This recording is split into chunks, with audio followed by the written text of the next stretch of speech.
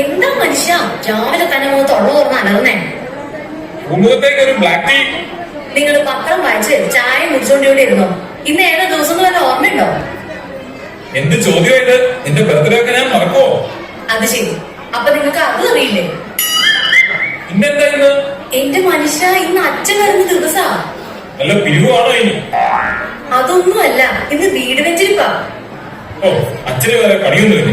ഒരു അവധി ദിവസം കിട്ടിയത് ഇങ്ങനെ പോയല്ലോ. ദൈവദൂഷണം പറയാതെ മനുഷ്യ, നമ്മളോ പ്രാർത്ഥിക്കുന്നില്ല. നമുക്ക് വേണ്ടി അച്ഛനെങ്കിലും പ്രാർത്ഥിക്കട്ടെ. ആ, എന്തെങ്കിലും ആകട്ടെ. ആ കുറ്റക്കെട്ടവന്മാരൊന്നും ഇതുവരെ എണീറ്റില്ലേ? മിക്കവാറും ബെഞ്ചിരിപ്പം കഴിഞ്ഞ് അച്ഛൻ പോയാലും അവരെ നിനക്ക് തോന്നണ്ട. അതെങ്ങനെയാ? രാത്രി 2 മണി 3 മണി വരെ മൊബൈലിൽ തോണ്ടിരിപ്പല്ലേ?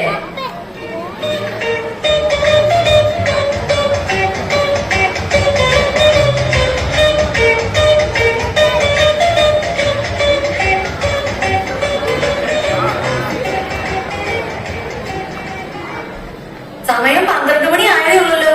സാറൊന്ന് നേരത്തെ ആണല്ലോ. വെറുതെ ഇവിടെ തലയും ചോറിനോണ്ട് നിൽക്കാണ്ട് ബാക്കിയുള്ള എന്നെ കൂടെ എണീപ്പിക്കേ. എന്നിട്ട് പോയാൽ മുറിയൊക്കെ വൃത്തിയാക്കിയിടും. എടിയേ, നമ്മുടെ ബൈബിൾ എവിടെയാ? അത് ഉപയോഗിച്ചിട്ട് കുറെ തപ്പിയെടുക്കണം.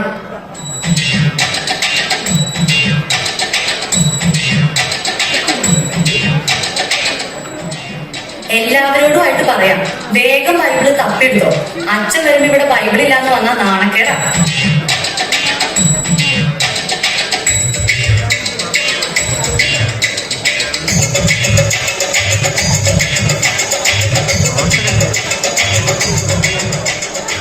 എടി, നീ ആ അപ്പുറത്തെ ശാന്തമ്മയുടെ വീട്ടിൽ പോയിട്ട് ബൈബിള് വാങ്ങിക്കൊണ്ട് വന്നേ. എന്തിനാ അമ്മ ശാന്തി ആന്റിയുടെ വീട്ടിൽ പോകുന്നത്? ഞാൻ മേരി ആന്റിക്ക് ഗസ്റ്റല്ലേ ആദ്യം. കഴിഞ്ഞ ആഴ്ച അവരുടെ പട്ടി നമ്മുടെ പൂച്ച ഓടിച്ചെന്ന് പറഞ്ഞ് ഞാൻ വഴക്കുണ്ടാക്കിയില്ലേ? അന്ന് പുറത്തു പറയാൻ കൊള്ളത്തൊക്കെ ഞാൻ അവളെ വിളിച്ചതാ. മാത്രമല്ല അവളുടെ സ്വഭാവം മോശം. നീ വേഗം പോയിട്ട് ശാന്തമ്മയുടെ അടുത്തുനിന്ന് വാങ്ങിട്ടോ.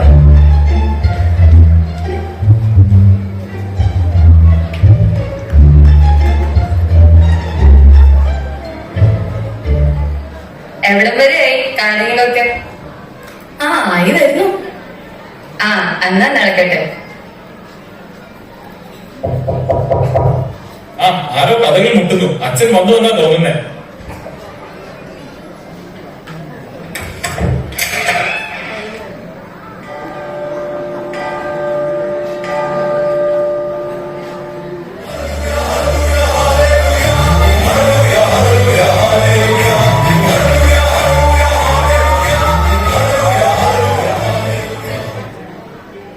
ഈശോമിശിഹായ്ക്ക് സ്തുതിയായിരിക്കട്ടെ.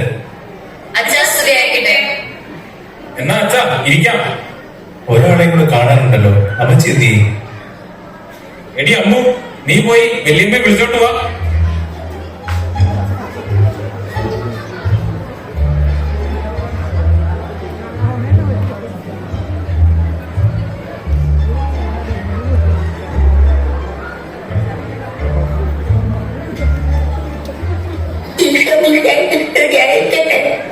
സ്തുതിയായിരിക്കട്ടെ. മൈക്കിളെ, കുറച്ചുനാളായല്ലോ പള്ളിയിലേക്കൊക്കെ കണ്ടിട്ട്. ഒന്നും പറയണ്ട അച്ഛാ, ആകപ്പാട് ജോലി ഇല്ലാതെ കിട്ടുന്ന ഒരു ദിവസം ഞായറാഴ്ച. അന്ന് രാവിലെ പള്ളിയിൽ പോയ അര ദിവസം പോക്കാം. ഞായറാഴ്ച കുർബാന കടവുള്ളതാണെന്ന് അറിയില്ലേ? അച്ഛ, കടത്തിന്റെ കാര്യം പറഞ്ഞപ്പോഴാണ് അപ്പുറത്തെ വീട്ടിലെ മേരി ഞങ്ങളുടെ അടുത്തുനിന്ന് 1000 രൂപ കടം വാങ്ങിയിട്ട് ഇതുവരെ അവള് തിരിച്ചു തന്നിട്ടില്ല. എന്നും അവിടെ പോയി തെറി വിളിക്കാൻ എനിക്ക് വയ്യച്ച. ആ കടവല്ല, ഞായറാഴ്ച കുർബാന നന്നായി ഒരുങ്ങി പങ്കെടുക്കണം എന്നാണ് ഉദ്ദേശിച്ചത്. അച്ഛൻ ആ പറഞ്ഞത് നേരാ. ഈ ഇടവകയില് ഏറ്റവും നന്നായിട്ട് ഒരുങ്ങി വരുന്നത് ഞാനാ. എടാ മോനെ, നിന്നെ പള്ളിയിലോട്ടൊക്കെ കണ്ടിട്ട് കുറെ നാളായല്ലോ. ലാസ്റ്റ് എന്നാ അച്ഛാ പള്ളി ഫുഡ് ഉണ്ടായിരുന്നു? ഓണത്തിനല്ലേ? ആ, എന്നാ മതി. ഓണത്തിന് മാത്രം പ്രത്യക്ഷപ്പെടാൻ നീ ആരാടാ? മാവേലി. നിന്റെ കാര്യം എങ്ങനെയാടി? ഇൻട്രസ്റ്റ് ഇല്ലാത്തോണ്ടല്ല അച്ഛാ, ഭയങ്കര തിരക്കാ. രാവിലെ ബാഡ്മിന്റൺ ക്ലാസ്, ട്യൂഷൻ, പിന്നെ വൈകുന്നേരം ഡാൻസ് ക്ലാസ്. ഒട്ടും സമയമില്ല. അപ്പൊ ചുരുക്കി പറഞ്ഞ ഇതിനിടയ്ക്ക് ഒഴിവാക്കാൻ പറ്റുന്നത് പള്ളിയും കുർബാനയും മാത്രമാണ് അർത്ഥം. അപ്പൊ നീയോ? അച്ഛൻ ഞാൻ പള്ളിയിൽ വരാറുണ്ട്. അച്ഛൻ കാണാത്ത. അങ്ങനെയാണെങ്കിൽ അടുത്ത ആഴ്ച മുതൽ നിന്നെ പള്ളി മുമ്പിൽ കണ്ടോണം.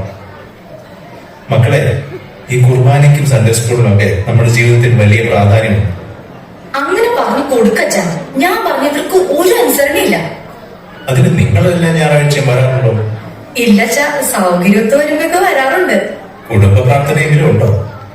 അതങ്ങനെയല്ല അച്ഛാ. വർക്ക് കഴിഞ്ഞ് വന്ന് ഇതൊന്നും സമയം കിട്ടില്ല. പിള്ളേരുടെ കാര്യമാണെങ്കിൽ ട്യൂഷൻ ഇല്ലാതെ അവരെ എവിടെ എത്തിക്കാനും പറ്റില്ല. അച്ഛാ, ട്യൂഷൻ മാത്രമല്ല, എൻട്രൻസ് കോച്ചിങ് കൂടെ ഉണ്ട്. എന്റെ മക്കളെ, നിങ്ങൾക്ക് ഇതിനിടയ്ക്ക് ഭക്ഷണം കഴിക്കാൻ സമയം കിട്ടാറുണ്ടോ? ഭക്ഷണം മുടങ്ങിയാലും കുളി മുടങ്ങിയാലും ട്യൂഷൻ മുടങ്ങാൻ പാടില്ല. അതാണ് ഇവിടുത്തെ rule. എന്റെ ദൈവമേ, ഇതിലും നല്ലത് ഉഗാണ്ടയായിരുന്നു.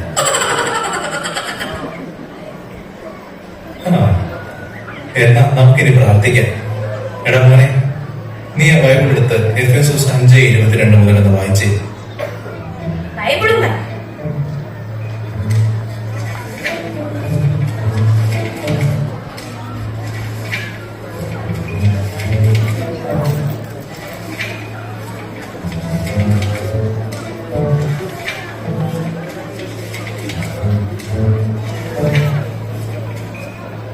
ഓ, കഷ്ടപ്പെടണ്ട, ഞാൻ തന്നെ പറയാം.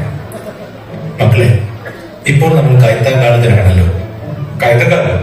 ഇപ്പൊ മഴക്കാലല്ലേ? മിണ്ടാതിരിക്കണം. മിണ്ടാതിരിക്കാൻ പറഞ്ഞിട്ട് കാര്യമില്ല. വേദപാഠത്തിന് മേൽപ്പെടാതെ ട്യൂഷന് വിട്ടു കഴിഞ്ഞാൽ അവരിതൊക്കെ എങ്ങനെ അറിയും? കൈത്താകാലം എന്ന വിളവെടുപ്പിന്റെ കാലം എന്നാണ്. നമ്മളിൽ നിന്ന് ദൈവം ഫലം ആവശ്യപ്പെടുന്ന കാലം. എന്നാൽ നമ്മളോ ഇന്ന് ലോകത്തിന്റെ ഫലങ്ങളുടെ പുറകെയാണ്. ഞായറാഴ്ചയും പറ്റുമ്പോഴൊക്കെ നിങ്ങൾ കുർബാന കൂടാൻ പള്ളി വേണം. പിന്നെ കുടുംബ പ്രാർത്ഥനയും മുടക്കരുത്. ഇതൊക്കെ പറ്റുന്ന കാര്യമാണോ അച്ഛാ? ഇതൊക്കെ നമുക്ക് പറ്റണം.